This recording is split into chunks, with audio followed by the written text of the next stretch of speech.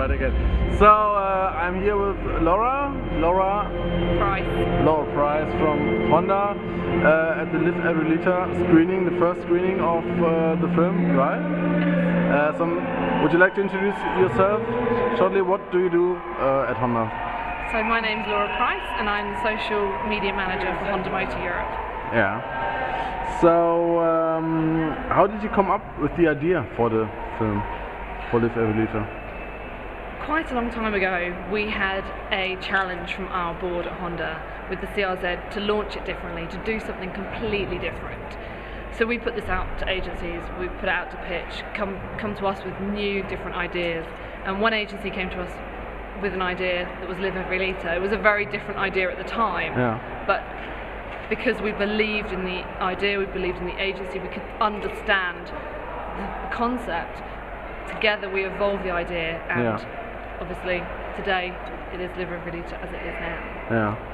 Was it difficult to get the project accepted in the company, in this huge concern in Japan? I think if the board had not given us the challenge to come up with something new and something different, I think it would have been. But we knew that with the economic recession, with the fact that our age category, our demographic of Honda buyers is actually getting older, the board recognised that we had to do something differently. So because of that challenge, it wasn't as hard as perhaps it would have been with a different model. They were very willing to accept something differently, but that's not to say that it didn't take quite a considerable amount of research, time, persuasion to get this accepted by people who are used to doing things in a very, very different style. So it was definitely a challenge, but one that we were able to overcome. Oh yeah. What are your learnings and experiences from the project? The learnings and experiences from this project are endless. I could fill an entire book. I could be here for the rest of my life telling you about them.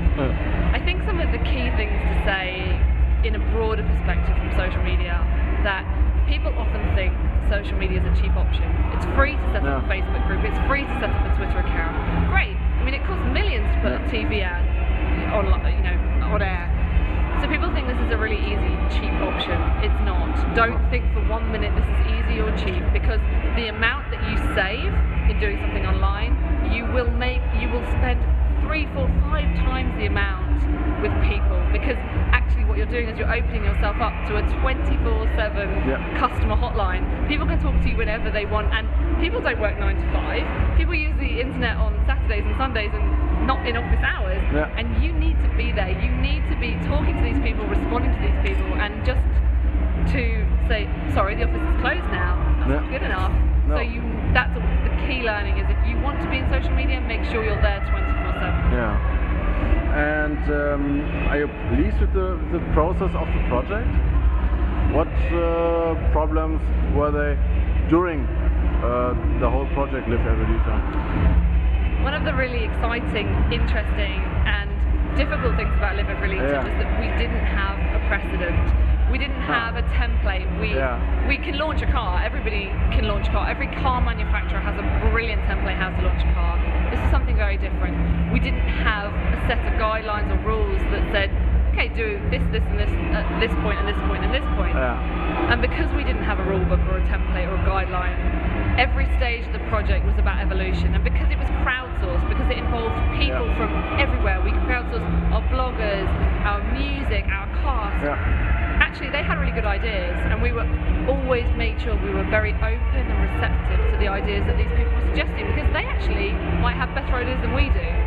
So the project was very fluid, it kept evolving, and I mentioned earlier that this was a pitch that was presented to us by an agency back almost a year and a half ago.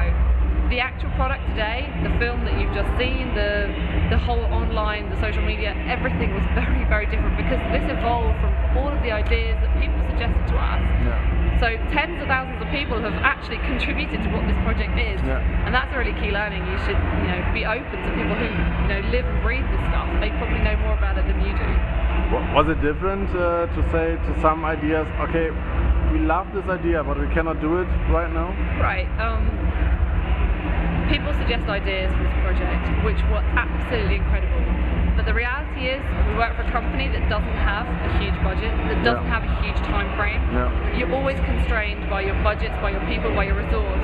So we took the best ideas that we could within the constraints of the project, and we tried to make something that we felt represented Honda, which brought the power of dreams to life. We're so lucky at Honda. We're not a company that says stuff that we don't mean, and the power of dreams, it's real. Did everything work out as you planned, or was those 10,000 of people steer the project maybe in a slightly different direction than you planned it before? With this project, we always planned to make film. It was always our intention to make a crowdsourced, multilingual documentary. A few weeks ago, we'd filmed 13 stories, 13 incredible stories, incredible journeys with amazing people who have inspired us as a team working on this project, both professionally, personally. And we had to make a film. We had to condense 13 stories into basically an hour. So we had to make a very difficult decision in terms of who would we include in the final film. And the reality is we couldn't include everybody. We chose the stories we felt had the most depth and the most, well, they were the most detailed. So unfortunately, my one regret is that we weren't able to include all 13 stories in the final film. But I hope that the film we made represents these people, their dreams, their challenges, their passions, and as a result they are representative of what the power of dreams is all about. So do you think Live Every Liter is a best practice project for other car manufacturers as well? Live Every Liter, is it a best practice project? I think it's a very unique project. I think it's, again, testament to Honda that they let us do it. Because not every car manufacturer, not every company, cars, automotive, anything else, has the trust and the faith that our board, the people who make the decisions, the people who sign off those bottom line budgets, they had the faith in us that because we believed in this, and it is a real testament to Honda as a business that they gave us the opportunity. And I think this is certainly, there are massive learnings, and I would happily talk to anybody about, if they were thinking about doing a project in social media, about our learnings and what we've encountered and the problems and the challenges and the successes. There are things that are brilliantly done with this project, and there are things that I would do differently. Is there a next project planned already? Are you on the next project? Next project, well, we've only seen the film like an hour ago. The next project, there's always a next project, there's always a next challenge. That's the greatest thing about Honda. There's always something new to strive for, and there'll definitely be something else, but you have to watch this space. Maybe Live Every Liter 2? Maybe. Where are we going to see the movie after some weeks or months? On YouTube or on DVD or? Right, well, we have a lot of different plans for this project. Obviously, you've seen the film online. We're working with some broadcasters at the moment to hopefully get this on TV to show people who don't currently watch films online. We really hope that we'll be able to bring this to television. Certainly, we'll be keeping everybody up to date on our Facebook page, our Twitter account, keeping you all up to date with where the film's going to be shown, because obviously it has a life beyond tonight. See where it goes. Okay. Last question, speaking of Power of Dreams and the 100 Things wall of Sebastian, what did you write down? The 100 Things? No, what did you What did I write on the board? To jump off the Santa Monica Pier in California, and then I added the naked bit afterwards. Naked was a theme. Okay. That's a Sebastian thing.